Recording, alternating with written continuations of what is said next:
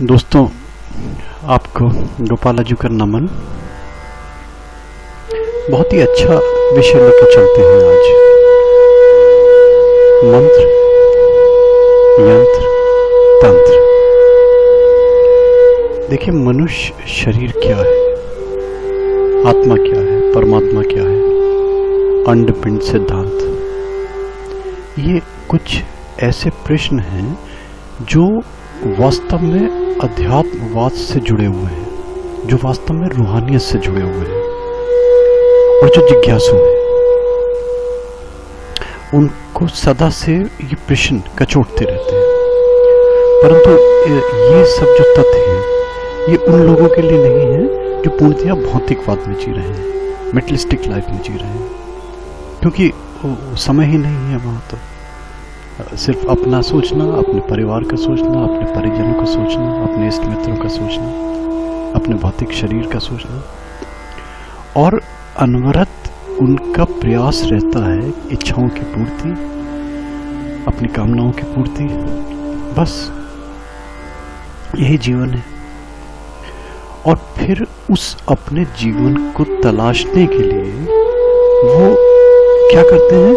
मार्ग तलाशते हैं, विधियां तलाशते हैं, क्रम तलाशते हैं, उपक्रम तलाशते हैं, योग तलाशते हैं, ध्यान तलाशते हैं, पूजा तलाशते हैं, पाठ तलाश करते हैं, अनुष्ठान करते हैं, मंत्र, यंत्र, तंत्र।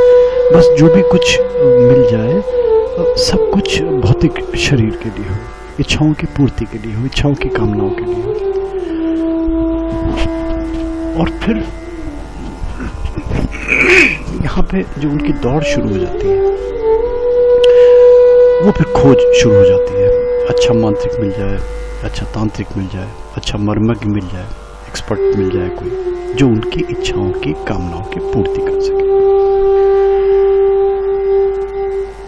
बहुत सारे, आप देखिए, अधिकांश लोगों को तो पता भी नहीं कि ये सब चीजें जो है इनका क्रम क्या है। मंत्र पहले आया, यंत्र पहले आया, तंत्र पहले आया। बस एक अंधड़ दौड़ है, एक मृग तृष्णा है, एक भाग रहे हैं पीछे। अच्छा है, हमें सबको ज़रूरत है। जहाँ नीड्स हैं, जहाँ पारिवारिक अपेक्षाएं हैं, जहाँ पारिवारिक आवश्यकताएं हैं। एक सूक्ष्म सा परिचय दे रहा हूँ आपको, बहुत ही सूक्ष्म। मंत्र पहले आता है।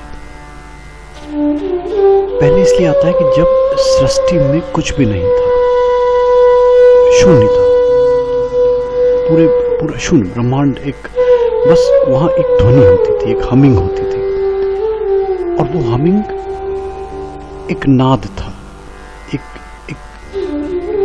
नाद, एक शब्द, और वो शब्द था ओम। उस ओम में शब्द था, उसमें नाम था, और सबसे ऊपर निरंतर उसमें गुंजन हो रहा था, इको हो रही थी। ये क्या था? ये बड़ा विचित्र सा चीज है, विश्वास नहीं होता। जो भी कुछ था इसका, ये बहुत फिर लंबा हो जाएगा, मगर ये मान के चलिए कि इसमें स्वर था, इसमें शब्द था, इसमें नाद था, और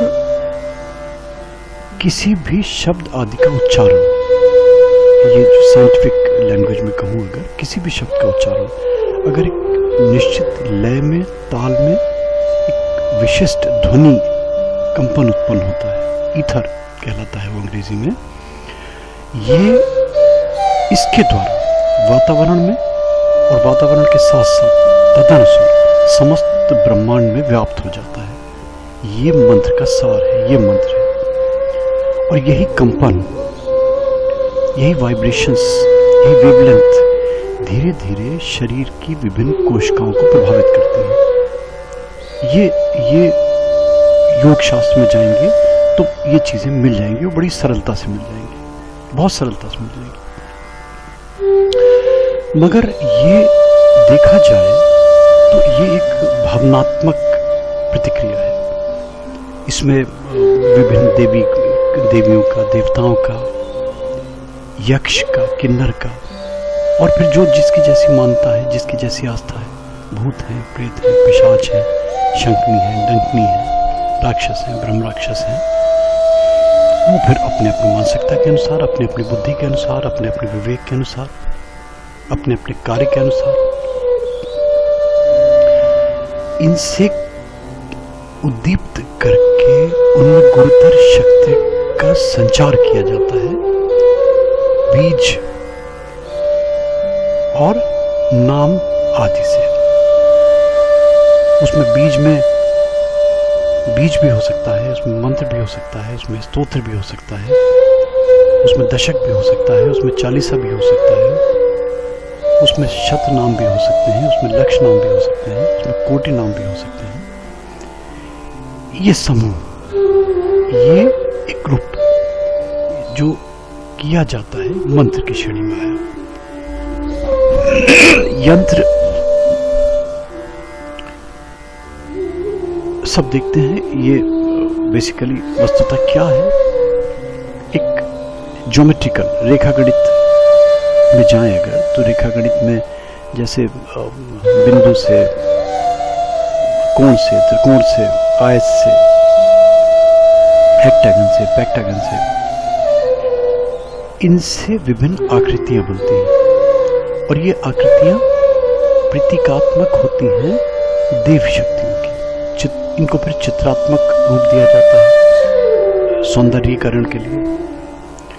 और तीसरा क्रम आता है तंत्र का, जो कि मैं विषय लेके चलता हूँ और इस विषय को लेके मैं पूरे के पूरी तरीके से पदार्थ तंत्र पे बहुत कुछ लिख रहा हूँ, बहुत कुछ कह रहा हूँ। अब इसकी प्राप्त करने के लिए ये मान के चलिए कि ब्रह्मांड में कण कण, प्रत्येक पदार्थ, प्रत्येक कण, प्रत्येक साधन, प्रत्येक क्रियाएं, प्रत्येक उपकरण, प्रत्येक वस्तुएं बेसिकली टूल्स हैं। और ये टूल्स को हम अपने लिए, अपने कार्यों के लिए कैसे प्रयोग में लाते हैं, कैसे उनसे मैक्सिमम बेनिफिटेड हो सकते हैं, ये विषय हम लेके चलते हैं इन ऑडियो के माध्यम से। जितना जिसमें आस्था है, जितना जिसमें आगे बढ़ना है, फिर आगे धीरे धीरे बढ़ेंगे। इसमें देखते हैं प्रभु को क्या मंजूर है, क्या प्रभु को अच्छा लगता है। Thank you, thanks for hearing. और अगर ये अच्छा लगे तो इसको वायरल कीजिए और YouTube में प्लीज़ सब्सक्राइब करें, ताकि और नीडी लोगों को, जो इनके व्यवहारिक पहलू हैं, जो इनके साइंटिफिक पहलू हैं, जो इनके लॉजिकल पहलू हैं, अंधविश्वास की श्रेणी में नहीं, अंधविश्वास की श्रेणी में बिल्कुल नहीं, सुपरस्टिशंस बिल्कुल नहीं, ये बस ध्यान रखिए। ये गोपालाजू का मूल उद्देश्य है कि सुपरस्टिशन बिल्कुल नहीं, दिखावा बिल्कुल नहीं, कॉमर्शियल एक्सप्लॉयटेशन कहीं नहीं, बस आगे बढ़ना है, आगे बढ़ना है और आगे बढ़ना है। Thank you, thanks for hearing.